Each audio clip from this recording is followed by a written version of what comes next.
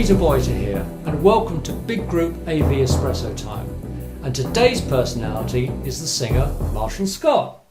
Very good friend of mine. We go back quite a while, don't we, in fact? About 1969, Peter. Absolutely. And what I like to do with my guests is really just get them to reel off all the famous people that they've either shared a stage with or worked with. So take me back to the early days. I know there was some EMI stuff you were involved in. We did indeed, yeah. Recorded at Abbey Road in 1965. And that was in the Beatles studio, number two, wasn't it? Number two, yeah. That was, I think it was, 65. Wally Ridley, the A&R man, did a couple of releases. And then to Bob Miller's band, where, of course, I met Peter. Late 69, that would be, Peter. We did good tours. The Supremes tour. That was in 1970, wasn't it? Yeah, and then we did the Cilla Black tour.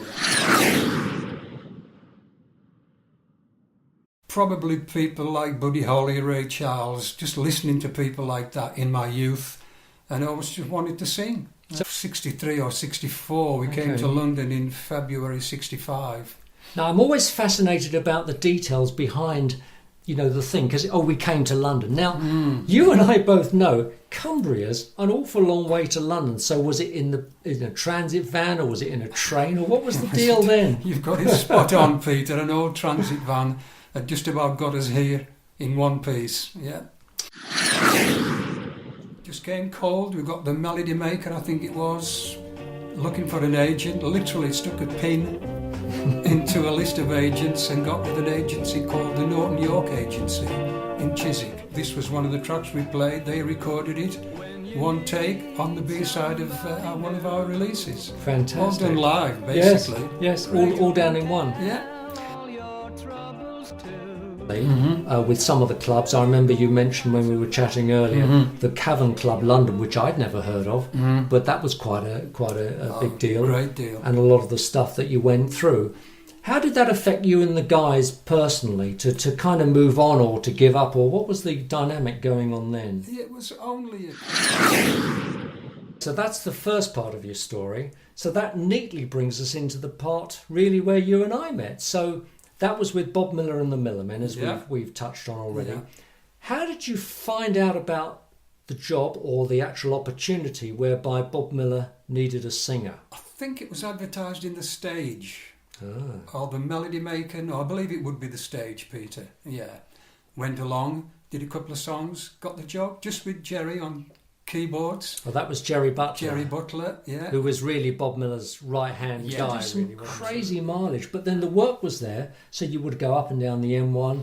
And it wasn't like, someone would start off in London, go up to Hertfordshire, then go up to, Cambridge, then go up to Nottingham, then go up to Manchester, and then go up to Sunderland. It was kind of all over the place. And I know you've got one of the diaries. Tuesday the 12th, Bexhill-on-Sea, Wednesday, Southport, back down to Taunton on Thursday, back up to Leamington Spa on the Friday, Blackpool on the Saturday.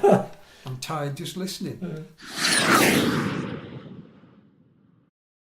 Tours, really, with the Supremes, like I think we touched on earlier, really, really good times. But then the guys in the band, great, still friends with them today. Nobody's Child. That's you remember right, that? Yeah. Now, she's actually the mum of the guy that heads up Jamiroquai. I didn't know that. Yeah, there you go. I just found that out a while ago. Wow. Yeah, JK. Small world, yeah, and he's brilliant. Yeah. Absolutely brilliant. Yeah.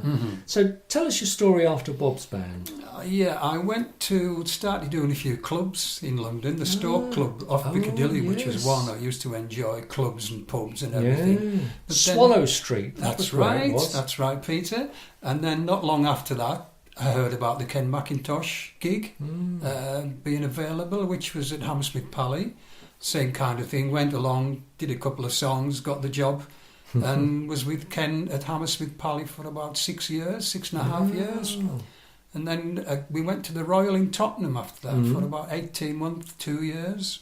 And then just back onto the road with Ken, doing all those miles again, Peter. So after the Ken McIntosh thing, What kind of era did you find yourself in? Was it a kind of a change? What was going on there? Most definitely, all through the 80s, really, with Ken. And then unfortunately Ken passed away, but the band kept going, and we're still doing it now. One of the things that's come out of this conversation is what I always say to people when I do my inspirational talks, is that if you've got a hobby, if you've got a passion, and if you can enjoy that and make some good money along the way, why wouldn't you want to do that? I tell you what, we're blessed being in the music business, having a passion, and having lived through some of the decades where there's been a fantastic opportunity. So I'd like to say thank you to my personality today, Marshall Scott. My pleasure, It's Peter. been a real pleasure catching up with you. Great to see you again, and catching up Peter. with all the folks out there in YouTube land and beyond. So thank you very much for looking. If you've enjoyed this little chat, please subscribe to the Big Group AV channel and like this chat. I'm sure you will do. Thanks a lot. See you soon.